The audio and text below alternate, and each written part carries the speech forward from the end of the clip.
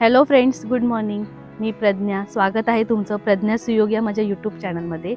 तर आज आहे तिसरी माळ. त्यासाठी ते मी गोंड्यांची फुलं आणि तिळाची फुलं काढते, जी की आपल्याला 10 दिवस लागतातच. आणि आता जायचं आहे घरी. आज म्हणजे नैवेद्य करायचं. आता 10 दिवस तर नैवेद्य करतोच आपण. तीळ पण ह्याच्यातच येत असते ना हो, सुकल्यावर. ही म्हणजे फुलच ना हे. हे फुल सुकलं की तीळ होतं. माळ जेव्हा बनवतो ना आपण, तेव्हा पण ही तिळाची फुलं, गोंडा आणि भेंडीची फुलं लागतात. तसेच देवाऱ्यात पण आपल्याला घालायला भेंडीची फुलं आणि ही तिळाची फुलंच आपण वापरतो, बाकीची फुलं नाही वापरत ह्या 9-10 दिवसामध्ये. ह्याच्यातले ना, ह्याच्यामध्ये जे हे असतात ना, काहीतरी असं गोडसारखं असतं ना, ते माशा खातात. हे बघा, फुल बघा तुटलेत. काही ऊन पण भरपूर आहे, बापरे.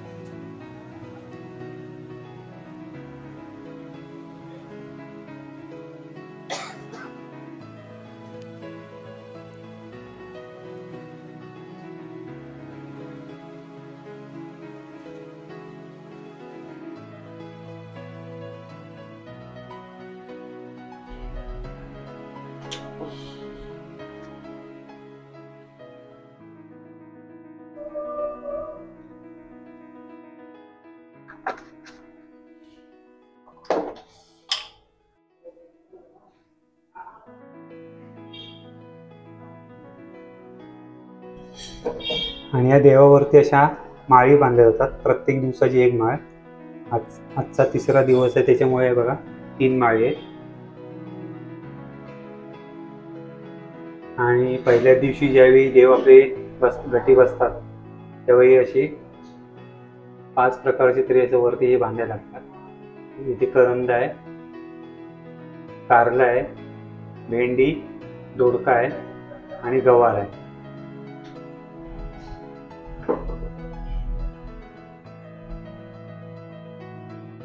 आणि इकडे नैवेद्याची तयारी. नैवेद्य बनवते.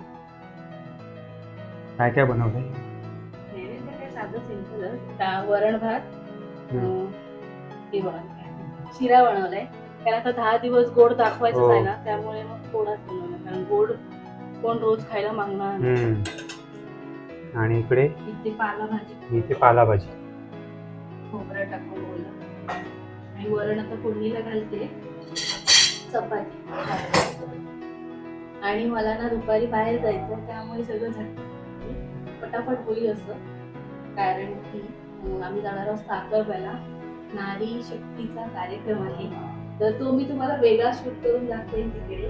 जसं की मंगळागौरचा दाखवला होता त्याच पद्धतीमध्ये आहे. पण आता त्या दसऱ्यामध्ये ते बोलला वगैरे असताना ते सगळे कार्यक्रम तिकडे होणार आहे, तर ते आपण वेगळ्या व्हिडिओमध्ये बघूया.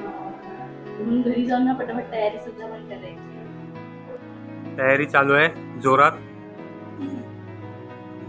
साखरप्याला जाण्यासाठी, जो त्यांचा कार्यक्रम आहे.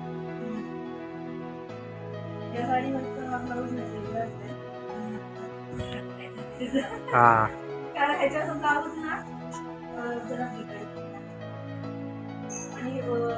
साडी पण एकदम अशी खुलते.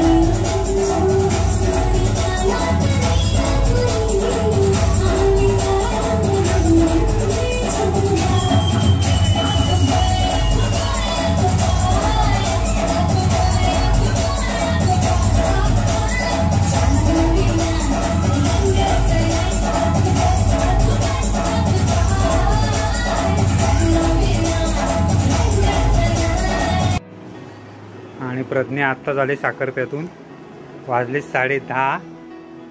10:30 वाजता वैताग आला. वैताग आला, कंटाळा आला. खूप गर्दी गर्दी गर्दी. ते मंगळागौर होतं ना, ते तरी बरं वाटलं, पण हा.